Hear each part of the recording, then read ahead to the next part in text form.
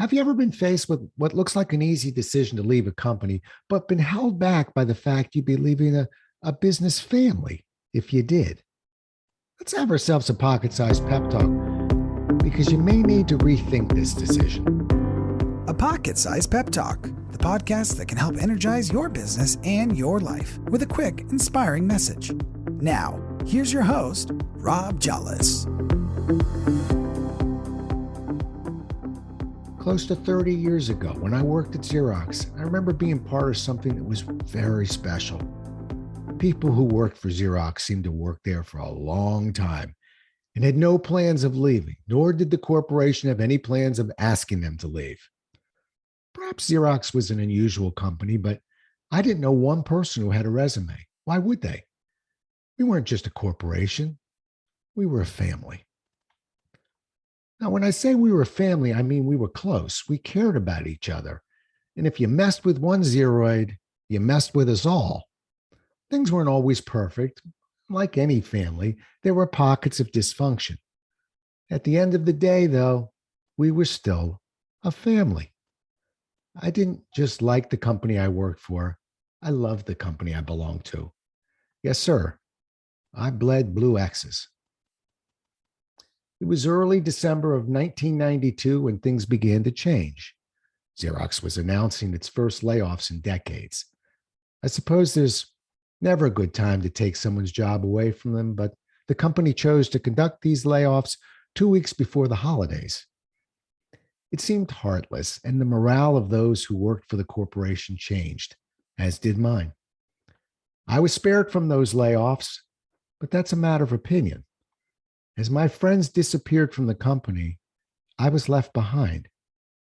My mood, along with the mood of the company, continued to change.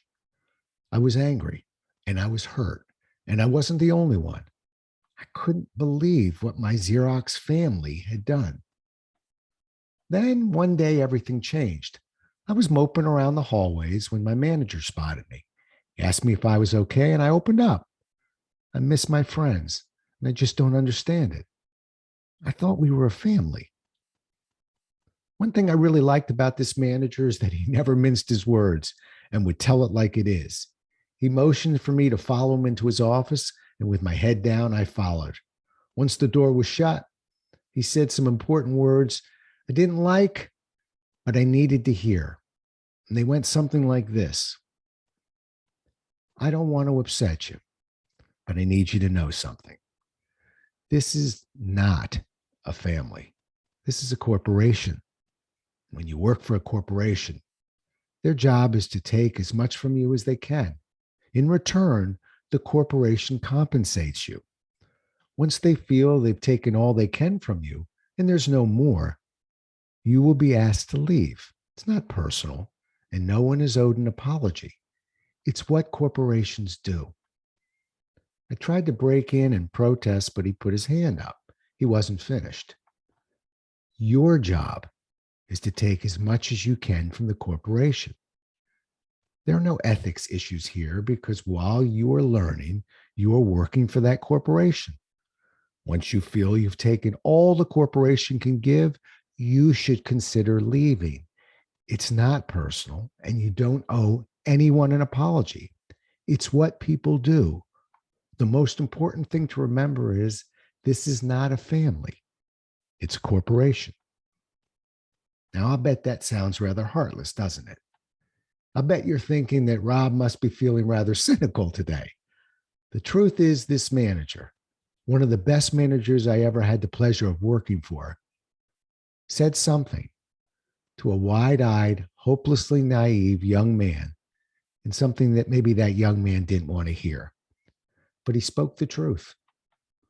Knowing the truth doesn't necessarily make me happy, but it makes it much easier to understand the often difficult actions corporations need to take. Although the emotions of the moment may cloud our better judgment, rarely are these actions malicious. They are the actions of a corporation trying to protect the masses, not the individual. And it is not, I repeat, not personal. This means when you feel you're in a position that no longer allows you to grow in the direction you had aspired to, It's okay to think of yourself first and not the corporation. This doesn't mean act unethically, harm the corporation, or seek revenge. It means take care of yourself and your family and do so in a dignified manner. Upon his retirement, my father was given a gold watch in return for his 40 years of service to that same corporation. I look at that watch now and then and I marvel at it, not because of what the watchmaker put into it, but because of what that watch represents. My manager may have been right, but it doesn't mean we can't long for the days when a corporation was a family.